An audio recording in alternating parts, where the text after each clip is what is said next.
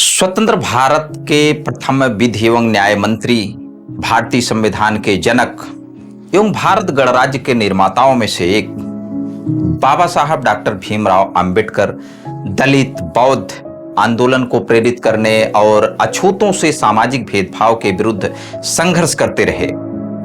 पर सामाजिक भेदभाव के विरुद्ध उनका संघर्ष क्यों था, इसे बाबा साहब की आत्मकथा को पढ़े बिना नहीं समझा जा सकता। डॉक्टर अंबेडकर ने वेटिंग फॉर ए वीजा नाम से अपनी आत्मकथा लिखी है और इसे अमेरिका की कोलंबिया यूनिवर्सिटी में पढ़ाया जाता है। हिंदी पाठकों के लिए इसका अंग्रेजी से हिंदी अनुवाद सविता पाठक ने किया है। बाबा साहब ने अपनी आत्मकथा के पहले अध्याय बचपन में दुस्वप्न बनी कोरेगांव की यात्रा में लिखा है, हमारा परिवार मूल रूप से बॉम्बे प्रेसिडेंसी के रत्नागिरी जिले में स्थित डापोली तालुके का निवासी है। ईस्ट इंडिया कंपनी का राज शुरू होने के साथ ही मेरे पुरखे अपने वंशानुगत धंधे को छोड़कर कंपनी की फौज में भर्ती हो गए थे। मेरे पिता ने भी परिवार की परंपरा के मुताबिक फौज में नौकरी कर ली, अफसर की रैंक तक पहुंचे और सूबेदार के पद से सेवानिवृत्त हुए। सेवानिवृत्ति के बाद मेरे पिता परिवार के साथ डापोली गए ताकि वहां पर फिर से बस जाएं, लेकिन कुछ वजह से उनका मन बदल गया। परिवार डापोली से सतारा आ गया, जहां हम 1904 तक रहे।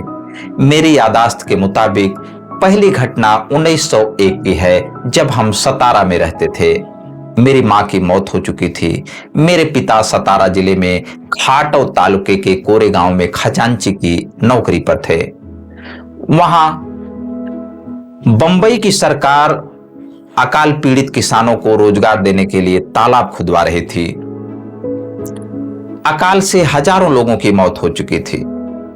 मेरे पिता जब कोरेगांव गए तो मुझे, मेरे बड़े भाई और मेरी बड़ी बहन के 2 बेटों को मेरी बुआ और कुछ भले पड़ोसियों के जिम्मे छोड़ गए। मेरी बुआ काफी भली थी, लेकिन हमारी खास मदद नहीं कर पाती थी। वह कुछ टाटे कद की थी और उनके पैरों में तकलीफ थी, जिससे वे बिना किसी सहारे के चल फिर नहीं पाती थी। अक्सर उन्हें उठाकर ले जाना पड़ता था। मेरी बहनें भी, उनकी शादी हो चुकी थी और वे अपने परिवार के साथ कुछ दूरी पर रहती थीं। खाना पकाना हमारे लिए एक समस्या थी, खासकर इसलिए कि हमारी बुआ शारीरिक अक्षमता के कारण काम नहीं कर पाती थीं। हम 4 बच्चे स्कूल भी जाते थे और खाना भी पकाते थे, लेकिन हम रोटी नहीं बना पाते थे, इसलिए पुलाव से काम चला लेते थे। पुलाव बनाना सबसे आसान था, क्योंकि चावल और गोश्त मिलाने से ज्यादा इसमें कुछ नहीं करना पड़ता था। मेरे पिता खजांची थे, इसलिए हमें देखने के लिए सतारा से आना उनके लिए संभव नहीं हो पाता था। इसलिए उन्होंने चिट्ठी लिखी कि हम गर्मियों की छुट्टी में कोरेगांव आ जाएं। हम बच्चे यह सोचकर ही काफी उत्तेजित हो गए, क्योंकि तब तक हम में से किसी ने भी रेलगाड़ी नहीं देखी थी। भारी तैयारी हुई। सफर के लिए अंग्रेजी स्टाइल के नए कुर्ते, रंग बिरंगी नक्काशीदार टोपी, नए जूते, नई रेशमी किनारे वाली धोती खरीदी गई। मेरे पिता ने यात्रा का पूरा विवरण लिखकर भेज दिया था और कहा था कि कब चलोगे यह लिखकर भेज देना, ताकि वे रेलवे स्टेशन पर अपने चपरासी को भेज दें, जो हमें कोरेगांव तक ले जाएगा। इसी इंतजाम के साथ मैं, मेरा भाई और मेरी बहन का बेटा सतारा के लिए चल पड़े। रेलवे स्टेशन हमारे घर से 10 मील दूर था, इसलिए स्टेशन तक जाने के लिए तांगा किया गया। हम नए कपड़े पहनकर खुशी में झूमते हुए घर से निकले, लेकिन बुआ हमारी विदाई पर अपना दुख रोक नहीं सकी और जोर जोर से रोने लगी। हम स्टेशन पहुंचे तो मेरा भाई टिकट ले आया और उसने मुझे व बहन के बेटों को रास्ते में खर्च करने के लिए 2 आना दिए। हम फौरन साह खर्च हो गए और पहले नींबू पानी की बोतल खरीदी।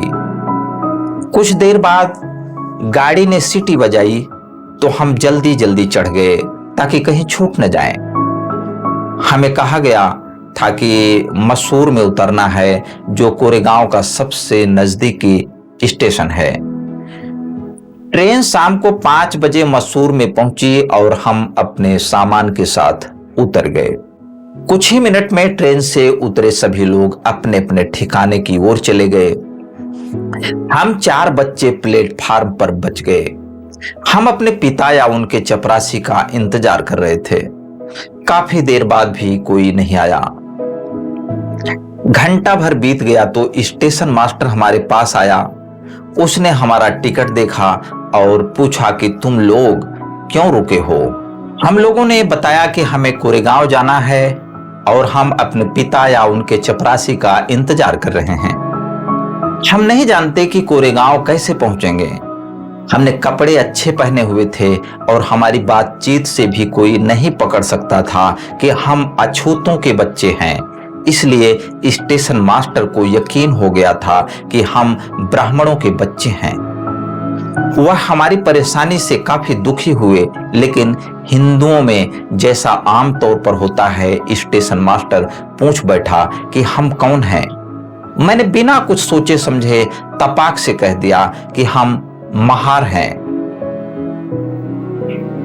बंबई प्रेसिडेंसी में महार अछूत माने जाते हैं। वह दंग रह गए। अचानक उसके चेहरे के भाव बदलने लगे। हम उसके चेहरे पर वितृष्णा का भाव साफ साफ देख सकते थे। वह फौरन अपने कमरे की ओर चला गया। 20 से 25 मिनट बीत गए। सूरज डूबने ही वाला था। हम हैरान परेशान थे। यात्रा की शुरुआत वाली हमारी खुशी काफूर हो चुकी थी। हम उदास हो गए। करीब आधे घंटे बाद स्टेशन मास्टर लौटा और उसने हमसे पूछा कि तुम लोग क्या करना चाहते हो। हमने कहा कि अगर कोई बैलगाड़ी किराए पर मिल जाए तो हम कोरेगांव चले जाएंगे, और अगर बहुत दूर न हो तो पैदल भी जा सकते हैं। वहां किराए पर जाने के लिए कई बैलगाड़ियां खड़ी थीं, लेकिन स्टेशन मास्टर से मेरा महार कहना गाड़ीवानों को सुनाई पड़ गया था और कोई भी अछूत को ले जाकर अपवित्र होने के लिए तैयार नहीं था। हम दूना किराया देने को तैयार थे, लेकिन पैसों का लालच भी काम नहीं कर रहा था। हमारी ओर से बात कर रहे स्टेशन मास्टर को समझ में नहीं आ रहा था कि क्या करें। अचानक उसके दिमाग में कोई बात आई और उसने हमसे पूछा, क्या तुम लोग गाड़ी हाँक सकते हो? हम फौरन बोल पड़े, हाँ, हम हाँक सकते हैं। यह सुनकर वह गाड़ीवानों के पास गया और उनसे कहा कि तुम्हें 2 गुना किराया मिलेगा और गाड़ी वे खुद चलाएंगे। गाड़ीवान खुद गाड़ी के साथ पैदल चलता रहे। एक गाड़ीवान राजी हो गया। उसे दूना किराया मिल रहा था और वह अपवित्र होने से भी बचा रहेगा। शाम करीब 6:30 बजे हम चलने को तैयार हुए, लेकिन हम इस बात से चिंतित थे कि अंधेरा होने से पहले हम कोरेगांव पहुंच पाएंगे कि नहीं। हमने गाड़ीवान से पूछा कि कोरेगांव कितनी दूरी पर है और कितनी देर में पहुंच जाएंगे। उसने बताया कि 3 घंटे से ज्यादा नहीं लगेगा। उसकी बात पर यकीन करके हमने अपना सामान गाड़ी पर रखा और स्टेशन मास्टर को शुक्रिया कहकर गाड़ी में चढ़ गए। हम में से एक ने गाड़ी संभाली और हम चल पड़े। गाड़ीवान बगल में पैदल चल रहा था। स्टेशन से कुछ दूरी पर एक नदी थी, बिल्कुल सूखी हुई। उसमें कहीं कहीं पानी के छोटे छोटे गड्ढे थे। गाड़ीवान ने कहा कि हमें यहाँ रुककर खाना खा लेना चाहिए, वरना रास्ते में कहीं पानी नहीं मिलेगा। हम राजी हो गए। उसने किराए का एक हिस्सा मांगा ताकि बगल के गांव में जाकर खाना खा सके। मेरे भाई ने उसे कुछ पैसे दिए और वह जल्दी आने का वादा करके चला गया। हमें भूख लगी थी। बुआ ने पड़ोसी औरतों से हमारे लिए रास्ते के लिए कुछ अच्छा भोजन बनवा दिया था। हमने टिफिन बॉक्स खोला और खाने लगे। अब हमें पानी चाहिए था। हम में से एक नदी वाले पानी के गड्ढे की ओर गया, लेकिन उसमें से तो गाय बैल के गोबर और पेशाब की बदबू आ रही थी। पानी के बिना हमने आधे पेट खाकर ही टिफिन बंद कर दिया और गाड़ीवान का इंतजार करने लगे। काफी देर तक वह नहीं आया। हम चारों ओर उसे देख रहे थे। आखिरकार वह आया और हम आगे बढ़े। 4-5 मील हम चले होंगे कि अचानक गाड़ीवान कूद कर गाड़ी पर बैठ गया और गाड़ी हाँकने लगा।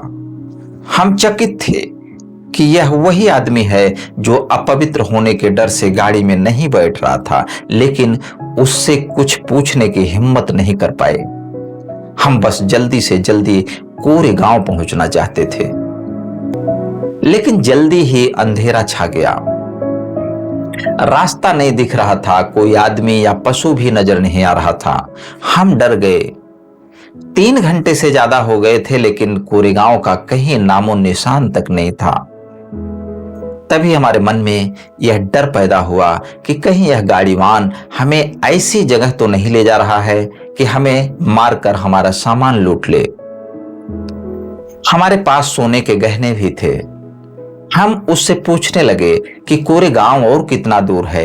वह कहता जा रहा था, ज्यादा दूर नहीं है, जल्दी ही पहुंच जाएंगे। रात के 10 बज चुके थे। हम डर के मारे सुबकने लगे और गाड़ीवान को कोसने लगे। उसने कोई जवाब नहीं दिया। अचानक हमें कुछ दूर पर एक बत्ती जलती दिखाई दी। गाड़ीवान ने कहा, वह देखो, चुंगी वाले की बत्ती है, रात में हम वहीं रुकेंगे। हमें कुछ राहत महसूस हुई। आखिर 2 घंटे में हम चुंगी वाले की झोपड़ी तक पहुंचे। यह एक पहाड़ी की तलहटी में उसके दूसरी ओर स्थित थी। वहां पहुंचकर हमने पाया कि बड़ी संख्या में बैलगाड़ियां वहां रात गुजार रही थीं। हम भूखे थे और खाना खाना चाहते थे, लेकिन पानी नहीं था। हमने गाड़ीवान से पूछा कि कहीं पानी मिल जाएगा। उसने हमें चेताया कि चुंगी वाला हिंदू है और अगर हमने सच बोल दिया कि हम महार हैं तो पानी नहीं मिल पाएगा। उसने कहा, कहो कि तुम मुसलमान हो और अपनी तकदीर अजमा लो। उसकी सलाह पर मैं चुंगी वाले की झोपड़ी में गया और पूछा कि थोड़ा पानी मिल जाएगा। उसने पूछा, कौन हो? मैंने कहा कि हम मुसलमान हैं। मैंने उससे उर्दू में बात की जो मुझे अच्छी आती थी, लेकिन यह चालाकी काम नहीं आई। उसने जोर से कहा, तुम्हारे लिए यहां पानी किसने रखा है?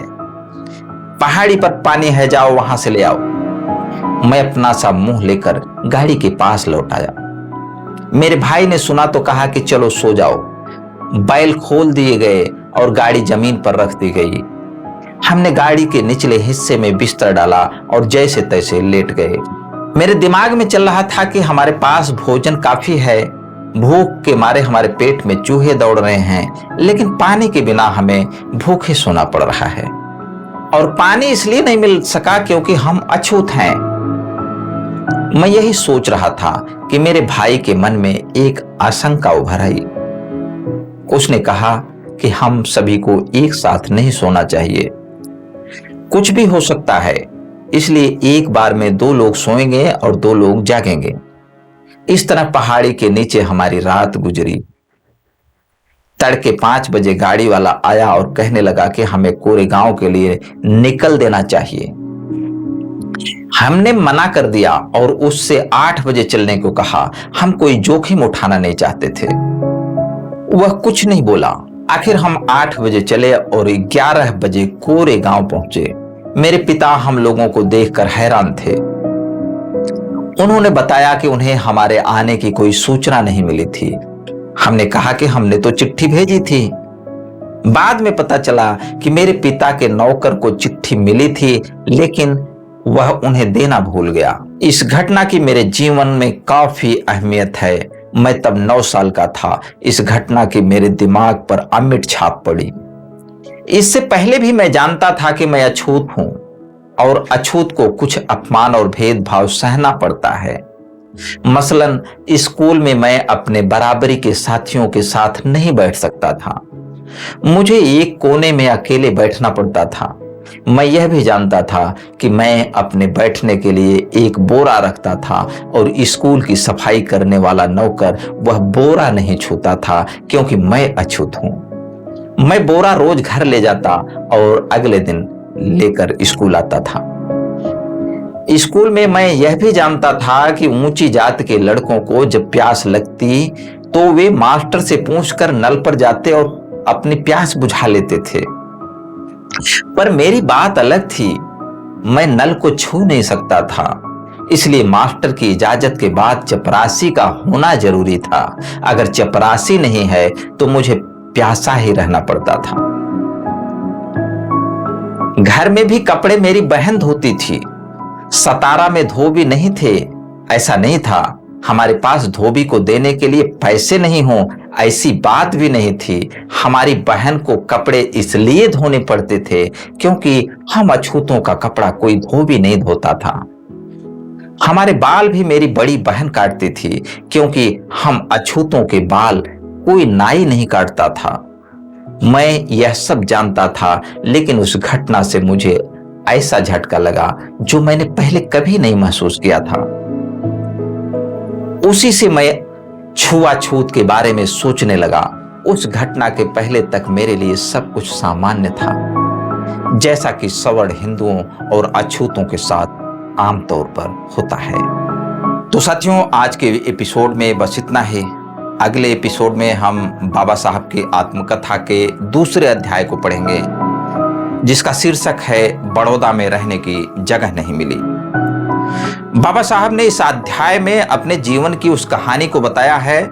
जब वह विदेश से लौटकर भारत आए तो उन्हें बड़ौदा में रहने की जगह नहीं मिली। उस दौरान उन्हें किन किन दुश्वारियों से गुजरना पड़ा, उसका जिक्र उन्होंने किया है, जिसे सुनकर रोंगटे खड़े हो जाते हैं।